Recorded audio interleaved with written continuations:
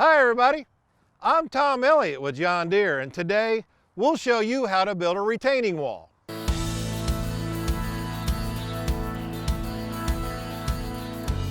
We're here on Jeremy and Corey Unruh's 13-acre spread in northeastern Kansas because they responded to our invitation to send us their project ideas.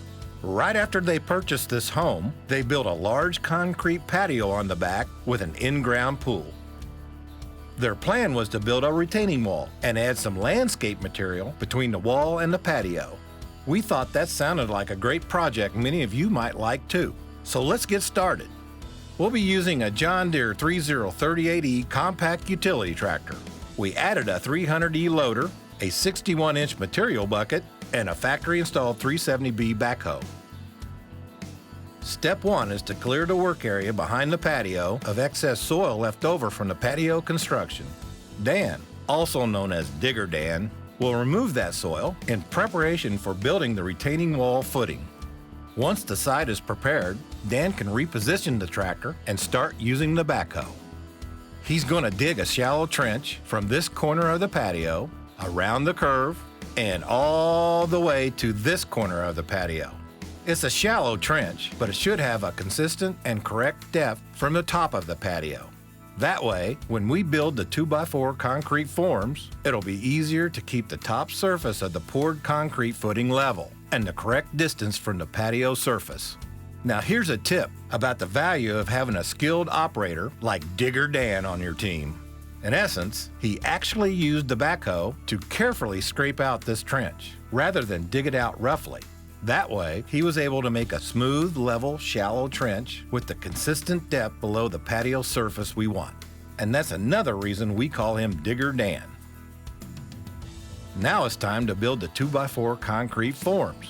We marked a line from one end of the trench to the other using high-strength yellow twine and made sure it was level. We'll use this as a guide for keeping the top of the forms level and at the correct distance from the patio. The forms themselves are simply 12-foot 2x4s with a wood stake attached at each end. We pounded one stake into the ground first, making sure it matched the previous form. Then we drove the second stake in, keeping everything level and at the correct height for both sides of the forms. The curved corners at each end presented a little challenge, but a row of 10 sheeting solved that problem.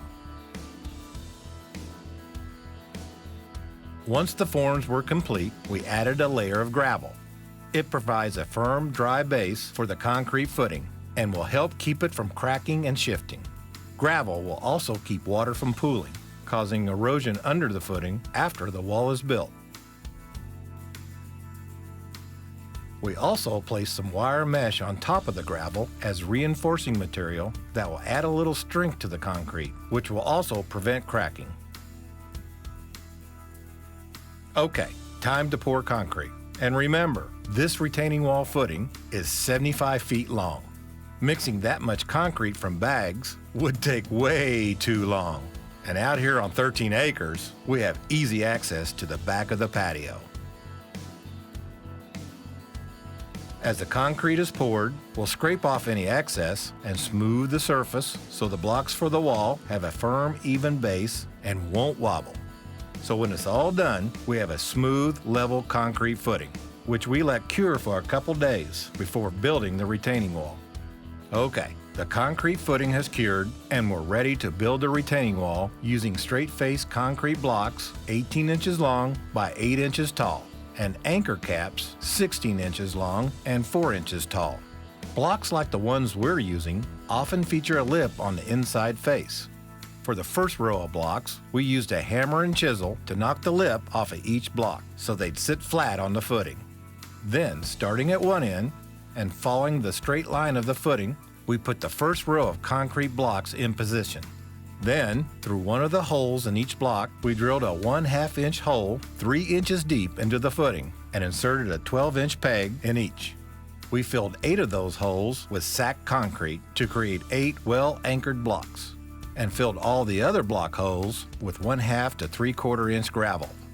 Next, we stacked the second row of blocks on the first, offsetting that row 9 inches from the first. We left a lip on each of the second row blocks, helping them connect to the row of blocks below them and support the material we want the wall to retain.